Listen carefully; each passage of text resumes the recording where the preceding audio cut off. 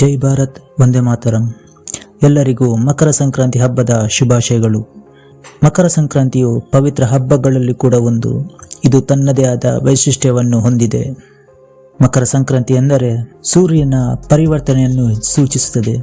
ಸೂರ್ಯನು ದಕ್ಷಿಣದಿಂದ ಉತ್ತರಕ್ಕೆ ಚಲಿಸುವ ಈ ಪರಿವರ್ತನೆಯನ್ನು ನಾವು ಮಕರ ಸಂಕ್ರಾಂತಿ ಹಬ್ಬದಲ್ಲಿ ನಾವು ನೋಡ್ತೇವೆ.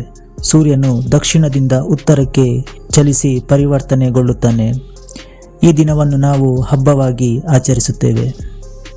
ಇದು ಪ್ರತಿ ವರ್ಷವೂ ಜನವರಿ 14ರಂದೇ ಬರುತ್ತದೆ.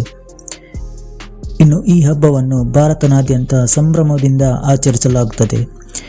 ಬೇರೆ ಬೇರೆ ರಾಜ್ಯಗಳಲ್ಲೂ ಬೇರೆ ಬೇರೆ ವಿಧಾನದ ಮೂಲಕ ಆಚರಿಸುತ್ತಾರೆ. ನೀವು ಉತ್ತರ ಭಾರತ ಕಡೆ ನೋಡೋದಾದರೆ ಅಲ್ಲಿ ಗಾಳಿಪಟ ಹಾರಿಸಿ ಸಂಭ್ರಮಿಸುತ್ತಾರೆ.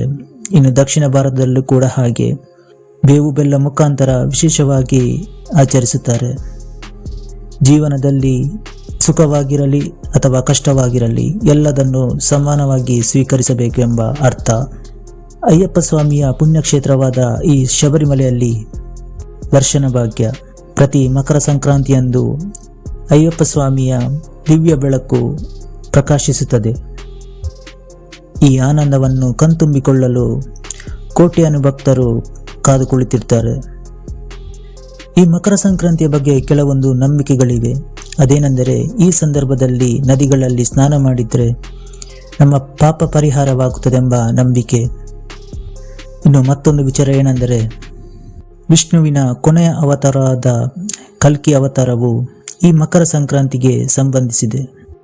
ಈ ಹಬ್ಬವನ್ನು ಭಾರತದಲ್ಲದೆ ಬೇರೆ ರಾಷ್ಟ್ರಗಳಲ್ಲೂ ಕೂಡ ಆಚರಿಸುತ್ತಾರೆ.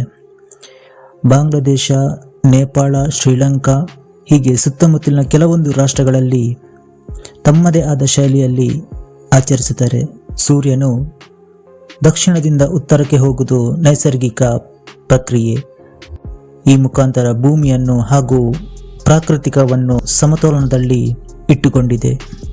ಮಹಾಭಾರತದಲ್ಲಿ ಬರುವ ಭೀಷ್ಮ ಪಿತಾಮಹರು ಕೂಡ ಈ ಮಕರ ಸಂಕ್ರಾಂತಿಯಂದೇ ದೇಹವನ್ನು ತ್ಯಜಿಸಿದರು. ಇನ್ನು ಮಕರ ಸಂಕ್ರಾಂತಿಯ ಬಗ್ಗೆ ಪುರಾಣಗಳಲ್ಲೂ ಕೂಡ ಉಲ್ಲೇಖವಿದೆ. ಈ ಸೂರ್ಯ ಪುರಾಣ ಹಾಗೂ ಸ್ಕಂದ ಪುರಾಣದಲ್ಲೂ ಕೂಡ ಒಂದು ಪ್ರಮುಖ ಸೌರ ಘಟನೆ ಎಂಬ ಉಲ್ಲೇಖವಿದೆ. ಸೂರ್ಯನು ಮಕರ ರಾಶಿಗೆ ಪ್ರವೇಶಿಸುವುದರಿಂದ ಇದಕ್ಕೆ ಮಕರ ಸಂಕ್ರಾಂತಿ ಎಂಬ ಹೆಸರು ಕೂಡ ಬಂದಿದೆ. ಇನ್ನು ಭಾರತದ ಗ್ರಾಮೀಣ ಭಾಗಗಳಲ್ಲೂ ಕೂಡ ಈ ಹಬ್ಬವನ್ನು ಅದ್ದೂರಿಯಾಗಿ ಆಚರಿಸುತ್ತಾರೆ. ಈ ಚಳಿಗಾಲ ಅಂತ್ಯದ ಸಮಯ ಹಾಗೂ ಹೊಸ ಕೃಷಿಯ ಆರಂಭದ ವರ್ಷ. ಹೀಗಾಗಿ ರೈತರು ಕೂಡ ಈ ಹಬ್ಬವನ್ನು ವಿಜೃಂಭಣೆಯಿಂದ ಆಚರಿಸುತ್ತಾರೆ. ಈ ಸೂರ್ಯ ಪುರಾಣದ ಪ್ರಕಾರ ಸೂರ್ಯದೇವನು ತನ್ನ ಮಗನಾದ ಶನಿದೇವನ ಮನೆಯಲ್ಲಿ ಸ್ಥಳಾಂತರಗೊಳ್ಳುವ ದಿನ. ಅವರಿಬ್ಬರಿಗೂ ಕೂಡ ಒಬ್ಬರನ್ನು ಕಂಡರೆ ಒಬ್ಬರಿಗೂ ಕೂಡ ಆಗ್ತಿರಲಿಲ್ಲ. ಅವರಿಬ್ಬರು ಎಲ್ಲವನ್ನು ಮರೆತು ಸಾಮರಸ್ಯದಿಂದ ಇರಲು ಬಯಸುತ್ತಾರೆ.